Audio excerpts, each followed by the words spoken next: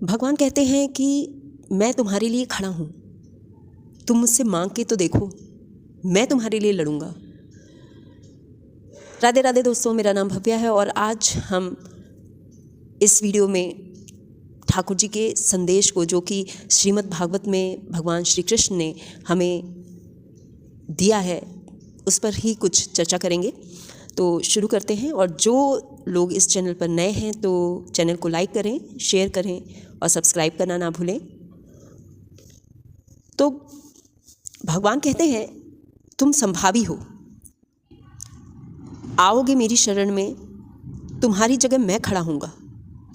तुम्हें किसी भी प्रकार की शंका की ज़रूरत नहीं है, तुम्हारे लिए मैं खड़ा हूँगा, मैं तुम्हारे लिए लड़ूंगा। तुम्हें डरने की आवश्यकता नहीं है, घबराने की आवश्यकता नहीं है, तुम्हें चिंता करने की भी ज़रूरत नहीं है। तुम चिंतित मत हो, निश्चिंत भाव से अपने कर्म को करते जाओ। तुम अपनी सारी चिंता को मुझ पर छोड़ दो, निश्चिंत रहो, भगवान ये कहते हैं। तो भगवान बार बार, शुरू से हमने देखा है कि भगवान ने बार बार ये सचेत किया है हमें। हर अध्याय में, श्रीमद् भागवत गीता के हर अध्याय में उन्होंने एक बात बोली है कि कर्म योगी रहो, समभावी रहो। भगवान बार बार समर्पण की बात कर रहे हैं। अर्जुन को भी यही समझा रहे हैं कि समर्पित हो जाओ, समर्पित हो जाओ। और ये सबसे अच्छी बात है कि हमने जितने लोगों को श्रीमद् भागवत गीता जो सुन रहे हैं, जो साथ में बैठते हैं, जो पाठ पढ़ रहे हैं, तो हम भले ही साधु संत, बहुत ज्ञानी तो नहीं हैं, हम सारे रजोगुणी हैं। हमारा गुण यह है कि हम कुछ ना कुछ पाना चाहते हैं, कुछ ना कुछ ईश्वर से विनती करते हैं कि हमें कुछ ना कुछ वो हमारी लालसा को पूर्ण करे। रजोगुण के ऊपर भी हमारे अंदर एक गुण जन्म ले चुका है, वो है सतोगुण। और ये हमें पता लग गया है कि सतोगुण हमारे भीतर जन्म ले चुका है, क्योंकि हमें मालूम हो गया है कि भगवान के लिए प्रेम हमारे भीतर जन्म ले चुका है। हम उनका नाम जाप करते हैं, और जो भी इस चैनल पर के माध्यम से जुड़े हुए हैं वो ज़रूर ही भगवान का नाम जाप करते ही होंगे। हम उन पर विश्वास, उनकी आराधना करते हैं। हम उनके साथ रजोगुणी जो गुण है आपके अंदर, उनके साथ साझा करते हैं। तो यदि हम सारे कार्यों में लिप्त होते हुए भी एक पर्टिकुलर समय निकालकर भगवान को याद कर रहे हैं, अपने कर्मों में उनका भी ध्यान कर रहे हैं, तो श्रीमद् भगवत गीता का पाठ सुनते और पढ़ते हैं जो लोग भी, इसका मतलब कि सतो गुण लगातार प्रबल होता जा रहा है। यदि इसको हमने और प्रबल कर लिया, नाम जाप से, अपनी आस्था और विश्वास से, और धीरे धीरे प्रैक्टिस की, तो भगवान ने जो कहा है कर्म योगी होने की, जो बात कही है, किसी से द्वेष ना करने की बात करी है, धीरे धीरे हमने प्रैक्टिस कर ली तो एकदम नहीं होगी। एकदम से कोई भी चीज़ नहीं होती, लेकिन उसके अभ्यास से हम देखेंगे कि हमारे अंदर बहुत सारे चेंजेस आ गए हैं दोस्तों। धीरे धीरे हम वो प्राप्त कर लेंगे जो आप कभी कल्पना से भी वो चीज़ परे है हमारे लिए। फिर वो होगा, मैं हमेशा बोलना चाहती हूँ कि भगवान हमें देना क्या चाहते हैं। 18 अध्याय में आपके जीवन में जो एक चीज़ ज़रूर होगी वो है मुस्कुराहट। जी हाँ दोस्तों, मुस्कुराहट। जिस प्रकार इतनी बड़ी महाभारत चल रही थी, लोग चिल्ला रहे थे, भाग रहे थे, इधर उधर से बाणों की वर्षा हो रही थी, ब्रह्मास्त्र चल रहे थे, इन सब के बीच मैं मुस्कुरा रहा था, क्योंकि सब जानता जो वो विधाता है, भूत भविष्य। तो भगवान कहते हैं कि ये मुस्कुराहट मैं देना चाहता हूँ। ये मुस्कुराहट मैं उन सभी अपने बच्चों को देना चाहता हूँ जो इस दुनिया में आए हुए हैं। तो मुझे पूरा विश्वास है कि ये 18 जो श्रीमद् भगवत गीता के 18वां अध्याय है, जो अपने जीवन में जो भी व्यक्ति ने अपना लिया, तो यकीन मानिए फ्रेंड्स, वो हमेशा मुस्कुराएगा। ये मुस्कुराहट निरंतर बनी रहेगी। हम अपने रास्ते में थोड़ा सा दूर हैं दोस्तों, अपने रास्ते से हम बहुत भगवान के करीब आने में बस थोड़ी ही सी देरी है दोस्तों।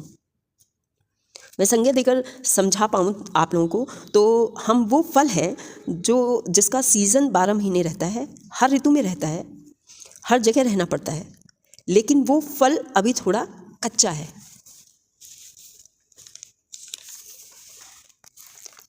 अभी उगना स्टार्ट हुआ है। वो जिस दिन परिपक्व हो जाएगा, पक जाएगा, वो उसी दिन ईश्वर की गोद में जा गिरेगा। और भगवान निरंतर कह रहे हैं, तुम कच्चे मत टूटना, अपने आप को संरक्षित रखना। तुम्हें मैं सुरक्षा कवच दे रहा हूँ, तुम्हें मैं बार बार बता रहा हूँ। आप ये सोचो, भगवान ने अर्जुन से ना जाने कितनी बार ये बातें बोली हैं कि संभावी रहो, बार बार बोली हैं। हर अध्याय में उन्होंने ये चीज़ लास्ट में बोली है भगवान ने कि संभावी रहो। भगवान ने बोल ही दिया कि निष्काम रूप से कर्म करो। मूल बात कर्म की है। तू कुछ भी करता रहे, लेकिन मुझे समर्पित कर। वो बात ऐसे क्यों कह रहे हैं? जब तू मुझे कर्मों का भोग लगाएगा तो अति शुद्ध कर्मों का भोग लगाएगा, तो तेरे जो बुरे कर्म हैं वो नष्ट हो जाएंगे, तो तेरे जीवन में कभी भी दुख नहीं रहेगा। दुख कोसों दूर चला जाएगा। दोस्तों, रही तेरी आर्थिक व्यवस्था की और सांसारिक व्यवस्था की बात, तो जो तेरी व्यवस्था है वो मैं करूँगा। और इसके बाद हमें यहाँ पर निश्चिंत हो जाना चाहिए कि हमारे जीवन जन्म लेने से पहले जिसने दूध का इंतज़ाम कर दिया, तो क्या उसने सारे इंतज़ाम नहीं कर रखे होंगे? उसने सारे इंतज़ाम कर रखे हैं, सारी व्यवस्था कर रखी है उन्होंने। रमन्ना महर्षि अरुणाचलम में एक थे। कुछ ही साल पहले की बात है। बड़ी सुंदर बात उन्होंने कही। हम ट्रेन में जब हम चढ़ते हैं तो हम ट्रेन की टिकट लेते हैं। ट्रेन की टिकट लेकर ट्रेन की सीट रिज़र्व करवाते हैं। इसके बाद ट्रेन में चढ़ते हैं और सीट तक जाते हैं और अपने सारे सामान को एडजस्ट करते हैं। सीट पर बैठ जाते हैं। सीट के अगल बगल जो अड़ोसी पड़ोसी से अपना इंट्रोडक्शन लेते हैं, तो हमें ये मालूम नहीं चलता कि वो अनजान व्यक्ति हैं। हाल चाल पूछते हैं, रिश्तेदारी भी किसी किसी की निकल आती है। अच्छा, आप कहाँ के हो, कहाँ जाओगे? शाम में जब खाना खाते हैं तो अपना खाना भी शेयर कर लेते हैं। अनजान लोगों से 2 मिनट भी नहीं, 2 सेकंड भी नहीं लगता आप लोगों को व्यवहार बनाने में। फिर शाम होते ही आप जब खाना खाते हैं तो उसने अचार दिया, उसने पूरी दी, किसी ने सब्जी दी, मिक्स करके सब मिल बांट के खाते हैं, प्रेम भाव से खाते हैं। रात होती है तो चद्दर तान के सो जाते हैं। सुबह उठते हैं, बारी बारी स्टेशन आता है और बड़े हंसी खुशी के साथ नंबर लेते देते हैं और एक दूसरे को हैप्पी जर्नी बोलकर निकल जाते हैं, है ना? पूरी ट्रेन में पूरी रात बिताकर जब से आप चढ़े हों और जब तक आपका सफ़र पूरा नहीं हुआ, तब तक हमने कभी भी ये जानने की कोशिश की कि ट्रेन का ड्राइवर कौन है? कभी ये जानने की कोशिश नहीं की कि वो अपनी बीवी से झगड़ के तो नहीं ट्रेन चला रहा है? वो किस मूड में है? वो कौन है? हमने पूरी रात अपनी लाइफ उसके हाथों में सौंप दी, जिसका आपको कुछ भी अंदाज़ा नहीं है, उसके बारे में आपको कुछ भी पता नहीं है। यहाँ तो आपको पता है, यहाँ तो आपको सब कुछ पता है, तो आप उसको अपनी लाइफ क्यों नहीं सौंप देते? उसके हाथों में जब साधारण जो मनुष्य है, साधारण इंसान को बिना जाने, बिना भरोसा कर रहे किए बिना आपने पूरी ज़िंदगी आपने उसको दे दी। एक रात में सारी ज़िंदगी का मालिक वो हो गया। तो जिसने यह दुनिया बनाई, जो अनंत ब्रह्मांड का रचयिता है, जिसने पूरी सृष्टि बनाई, उस पर आप अपनी ज़िंदगी नहीं छोड़ सकते। जब आप पर भरोसा कर लेंगे तो आपका सफ़र जब पूर्ण रूप से आप उस परमात्मा पे भरोसा कर लेंगे, तो वो तब आपका सफ़र जो होगा ना, बहुत ही सुंदर हो जाएगा। और आपका स्टेशन जब आएगा और आप उतर जाएंगे, तो देखना दुख कोसों दूर चला जाएगा आपकी ज़िंदगी से। अब ये तो रही रमन्ना महर्षि की बात, जिन्होंने ये बात कही। मैं उनको महादेव की उपाधि देती हूँ। मैं तो ये कहूँगी कि महादेव का अवतार हैं वो। उनकी इस बात से मैं इतना प्रभावित हुई। अब वो क्या बात थी, उसमें हम सभी जो अभी कहानी कही गई, जो मैंने आपको बात बताई, उसमें सेम चीज़ तो है। हम सब ऊपर से ट्रेन का रिजर्वेशन लेके ही आए हैं,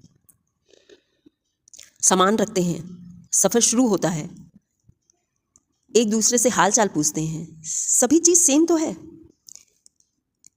सारा सामान सीट के नीचे रख दिया है या नहीं, लेकिन वास्तविकता यह है कि सामान अभी तक हमने अपने सीट के नीचे नहीं, सिर के ऊपर ले रखा है। हम बार बार झुक कर देखते रहते हैं, सामान ठीक ठाक से रखा है या नहीं, मेरा बैग ठीक से रखा है या नहीं, चेन से बांध कर रखते हैं। रात को कई बार उठ उठ कर देखेंगे सब ठीक तो है ना। मोबाइल को पैंट के नीचे, तकिए के नीचे छुपा कर रखेंगे। तो आपने सामान को उतारा कहाँ? आपको अपनी चिंता नहीं, सामान की ज़्यादा चिंता है। आप आराम से खुद नहीं सोना चाहते, सामान की चिंता है कि कहीं वो चोरी ना हो जाए। उस बोझ की ऊर्जा आप अपने कर्मों में भर रहे हैं, तो कर्म कैसे शुद्ध होंगे? वो कर्म भी बोझ से दबे हुए होंगे। वो जो इतनी सारी चिंता लेकर के भोजन बना रहे हैं आप, तो भोजन जो खाने वाला है तो उसका असर उस पर भी आएगा। आपने अपने बोझ उसको ट्रांसफ़र कर दिया, तो यही झगड़े का कारण बनेगा, कलह होगा, घर में झगड़ा होगा। तो दोस्तों, मेरे इस वीडियो में आप अपनी ऊर्जा अच्छे कर्मों में लगाएं, अपने आप को भगवान के भरोसे छोड़ दें। तो देखिए, ज़िंदगी का जो ये सफ़र है आप कितने अच्छे से तय करोगे। ये संदेश मैंने आप तक पहुंचाया है, इस वीडियो के माध्यम से आप इसको आगे पहुंचाएं। तो दोस्तों, अगर ये वीडियो अच्छी लगी हो तो वीडियो को ज़रूर लाइक करिए, शेयर करिए और सब्सक्राइब करिए। लोगों को ज़्यादा से ज़्यादा जागरूक करिए। नेक्स्ट वीडियो में हम फिर से मिलेंगे कुछ नई बातों को लेके। ठाकुर जी के इस संदेश को मैंने आप तक पहुंचाया है, तो आशा करती हूँ कि आगे भी आप इस बात को बढ़ाएंगे और लोगों तक, ताकि उनका भी जीवन सफल हो जाए। इसी आशा के साथ आज के लिए इतना ही। नेक्स्ट वीडियो में हम फिर हाजिर होंगे। तब तक के लिए Radhe Radhe and thank you for watching.